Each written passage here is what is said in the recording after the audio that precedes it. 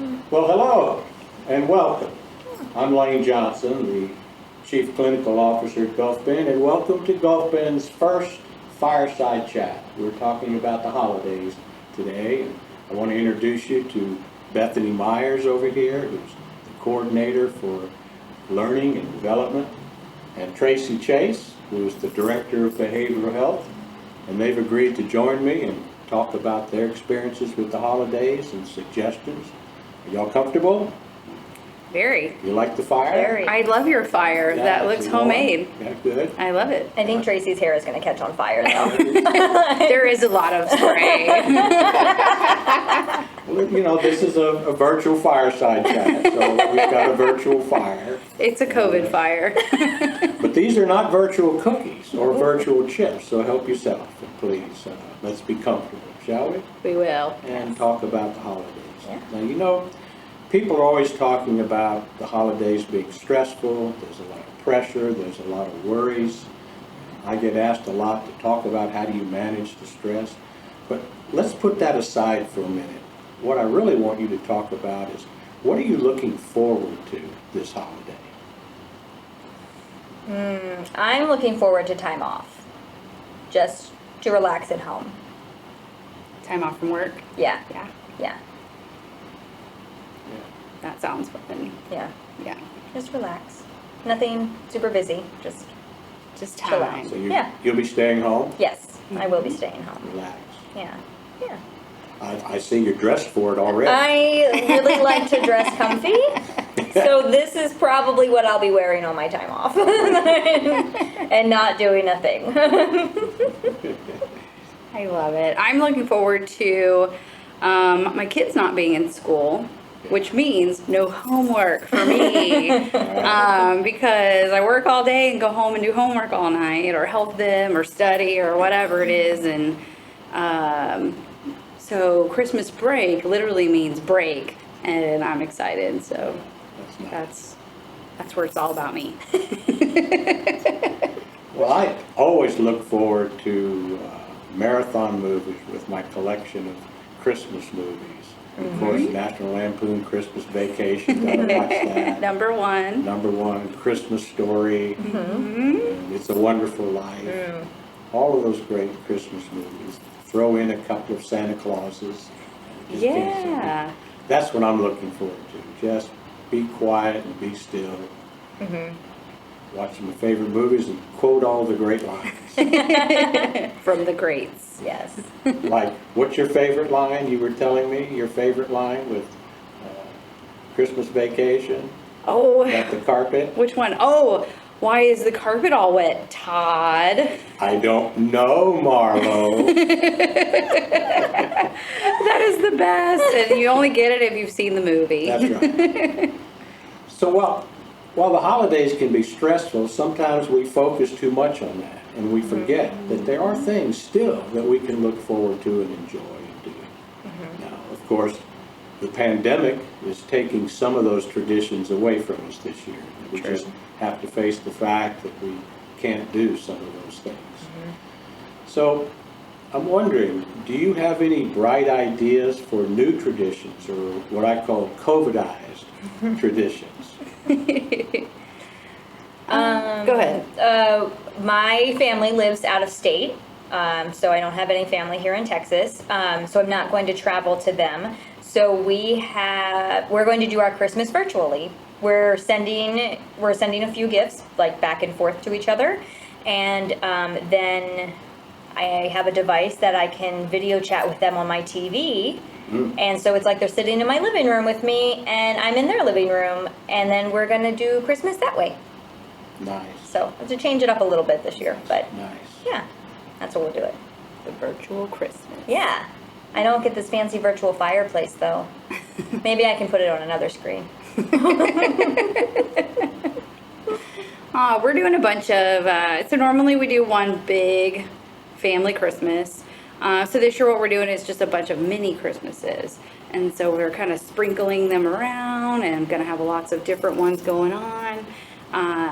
Which I think will be fun, going to different places, even having one at our house.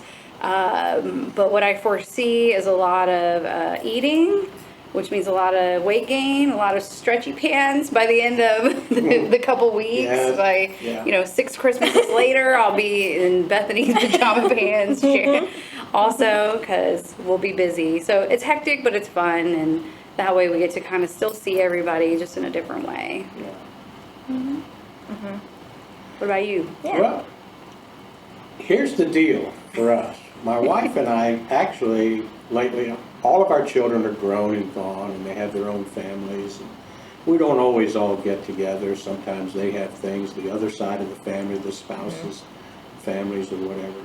So basically, she and I are antisocial. We like to be by ourselves. And so this is great. COVID is just coming right in. So we get to be totally alone and have nobody over. And it's smart. We're not being antisocial. Right. You're doing it for We're others. doing Right. it. That's I it. see what you're it doing. for others. So that's our new tradition. We pull up the drawbridge. So you're going to COVID Christmas every year. There we are. Just to keep us in shape with that. Just stay safe. Yes.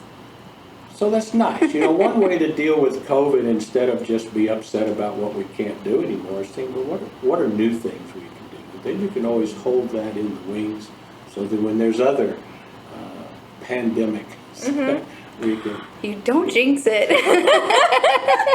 There's still how many days left of 2020? Please don't jinx it. That's true, though, is new things and getting creative. I think that's what the year's been about, is how can I be the most creative? Yes.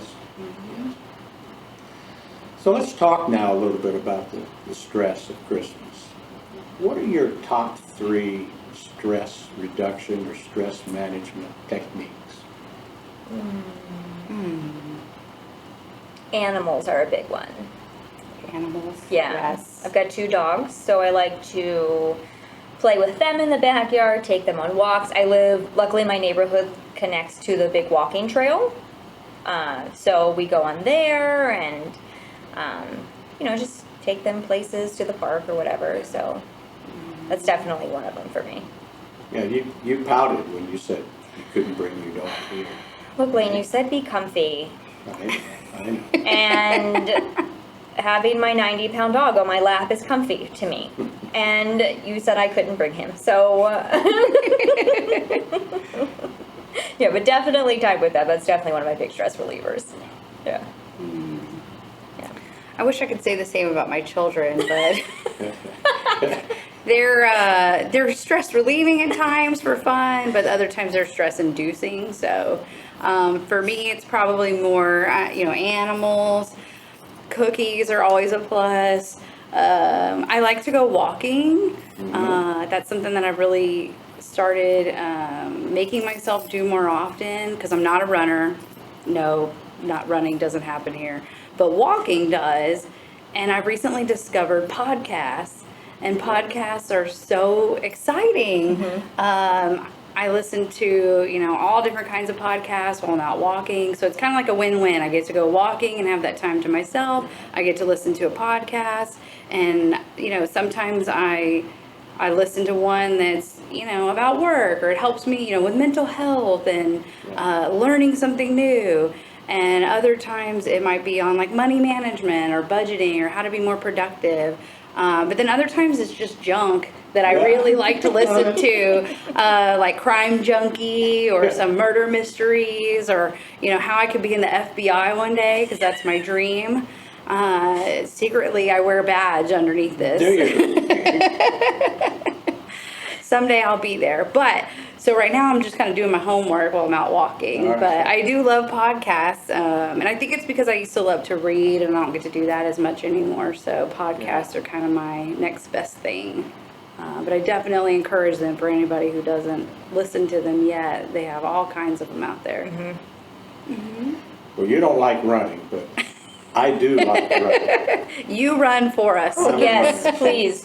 Running is certainly one of my top stress relievers. I just get out there. I like to run alone, and I get lost outside in the streets.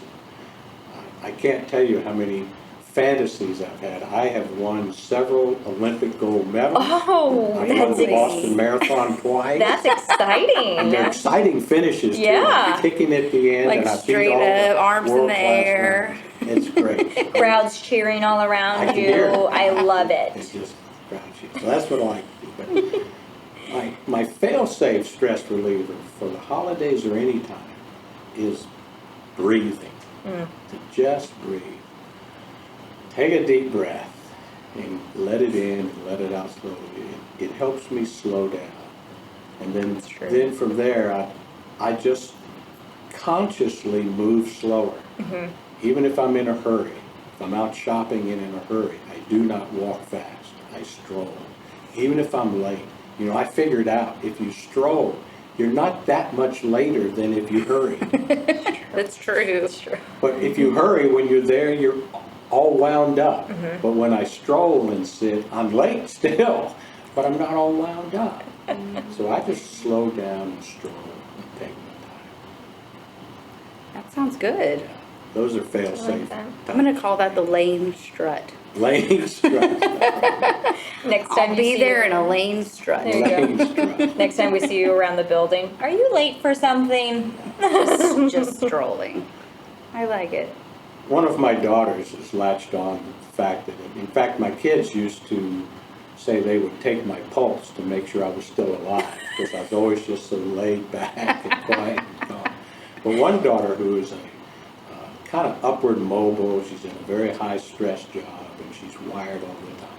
She takes laner's time, what she calls. I'm doing a laner's, where she sits down and breathes and just relaxes. But it works. It's hard to do if it's Yes. if it's something that you don't normally do. If you are kind of that go go go go, Right. it is hard to do and just take that time and. Yeah. So those are your topics. Is there anything else quickly that you suggest people can do to reduce stress? What do you have? We discussed this earlier, being intentional. Oh, so yeah, I was talking about, when it comes to self-care or stress or ways to cope, being intentional and acting with purpose. Yes. And making sure that you schedule those things and you plan it to happen. I always used to just kind of like, oh yeah, I'll do that whenever I can. Well, that never happened. Right. Never. So I had to really start being intentional, being purposeful, and planning that stuff, building it into my schedule and saying, you know what, this is part of my day, or this is part of my week, this is what's going to happen. And then making sure that it does. And then when you're doing those activities, really making sure that I call it all in.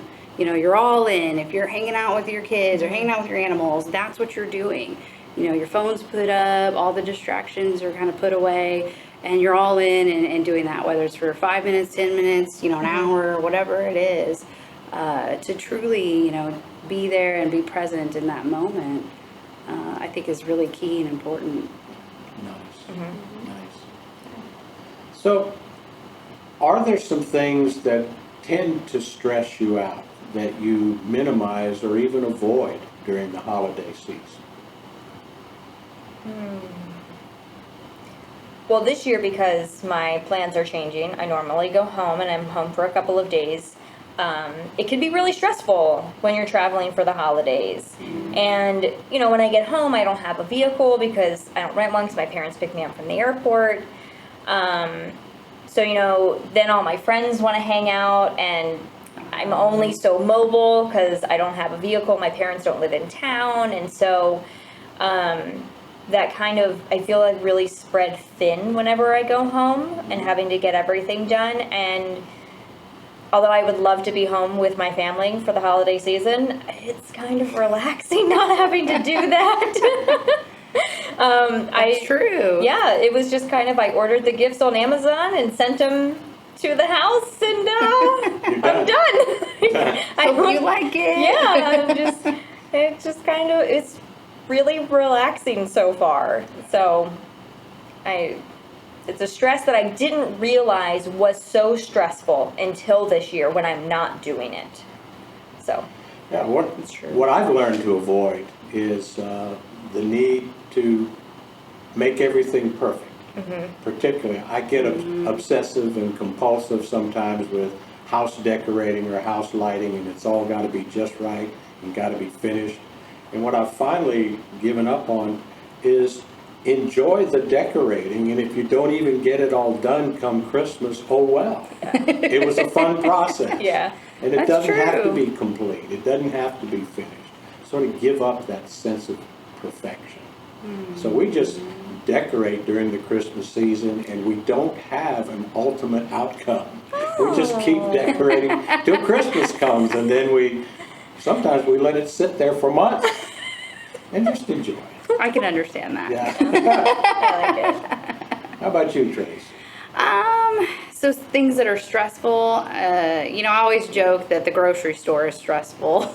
And so, there's things that, because of this year, we've learned and we're actually doing things differently, and I actually love it. Like I say, the grocery store, curbside has been like heaven to me.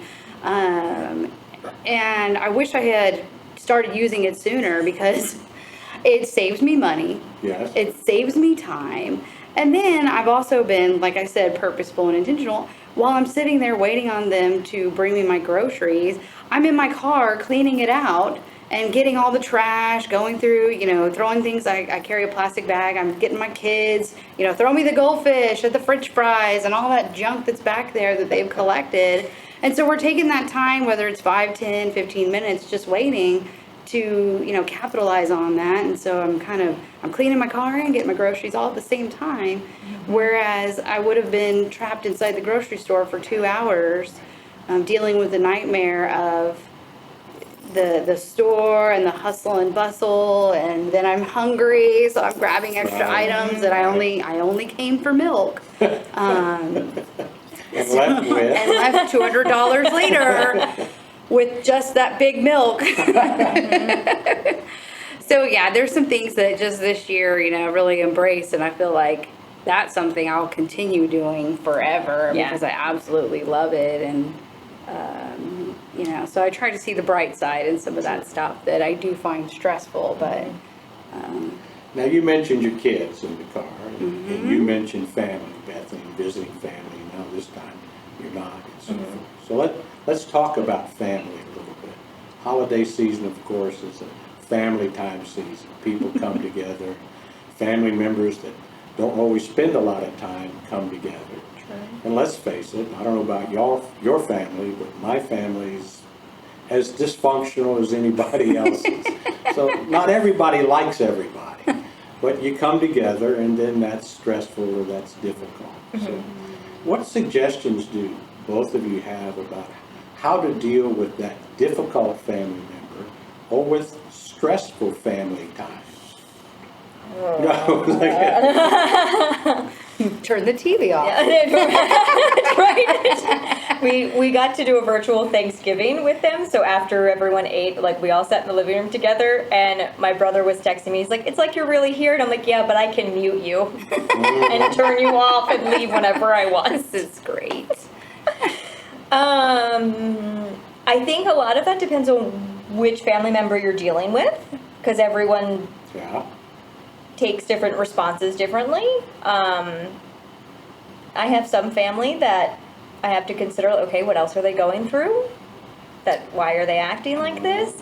And then I have other family that I can yell at, and just, okay, what is wrong with, come on, I'm gonna need you to cheer up a little bit, or something like that. But, that's different. I'm not, Tracy has a very large family. I don't have a very large family. So my small family, even my extended on my mom's side, is only 10 people, and we're all always together. We vacation together, we have dinners together constantly, so I don't have a very large extended family. That extended family sees each other once every 10 years, so so it's, yeah. You can deal with it. Yeah, you can deal with it for a decade. Yeah. So my family's very small comparatively, so we're much closer and have different relationships with each other. All right. How about you, Tracy?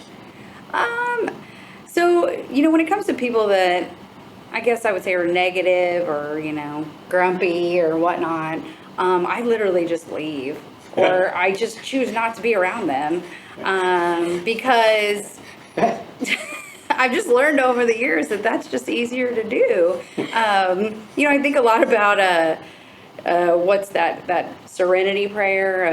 Accept the things I cannot change, Right. change the things I can, and the wisdom to know the difference. Yeah. That is one of those scenarios, because sometimes those are those people that you just can't change, and I have to accept that. But what I can change is myself. And I can go to a different room, or I can leave, or I can go, be around a different person. And I have that ability because we do have, lots of different things going on. And you usually know who those people are. And, normally you're polite and how are you? And then once it gets past that time, it's okay, I'll see you later. And you go on to do something else.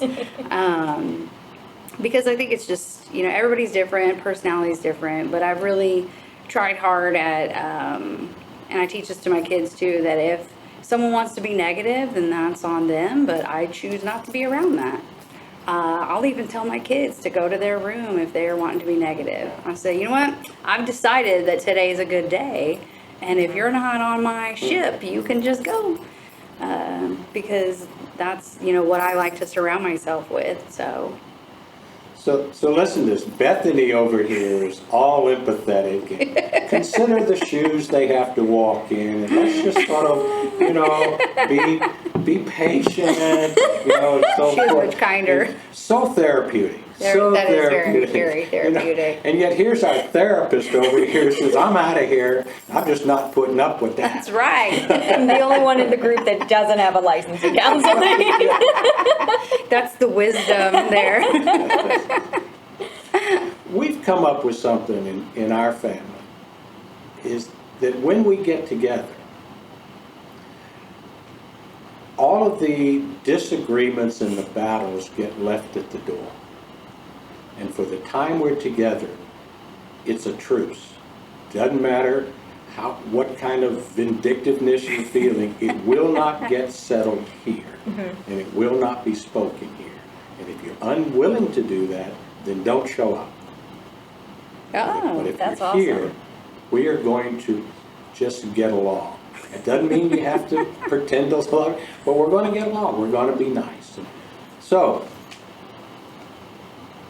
we've talked about things that we like to do, look forward to, how do we manage our own stress, things to avoid, how to deal with family and those pressures. But while these are strategies, sometimes they don't always work. Things can be overwhelming.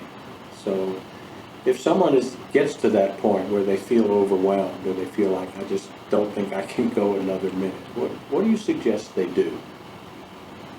I think the most important thing is to be connected with someone. And something that's been really difficult in COVID year so far is just that we're so disconnected. So I think staying connected is one of the most important things. Golf Bend does have a 24/7 crisis hotline. If you feel like you're about to go into crisis or are in crisis, this line is available for you to call at any time of day. The people are literally sitting in a room waiting for you to call, so you're not disturbing anyone. And that number is 877-723-3422. And if you're older like me, and you know that the phone, the keypad has letters still on I remember them. that. You remember that? Yeah. Okay, so if you need the letters, it's actually 1-877-SAFE-GBC. Save GBC. Yes, so that's sometimes easier to remember than All of the 723-4422. So if you need 1-877-SAFE-GBC. And Bethany's definitely right, is stay connected and don't be afraid to get help. I think that's where a lot of people get stuck, is they feel that way, but then they don't know what to do next, or they're ashamed about, what Yes. might next happen. So, don't be afraid to ask for help, get help, in any way possible. It's okay if Yeah. you need some help. I think that's where people get stuck in trying to be super mom or super spouse or, super worker or whatever it is. In fact, the people answering that hotline are people who are there ready to help and help you get through it. Some people worry if I make that call, before you know it, I'm going to be sitting in a hospital somewhere. No. And that's really not true. These are people who are ready to walk you through whatever you're going through, whatever it takes, with a good, healthy conclusion.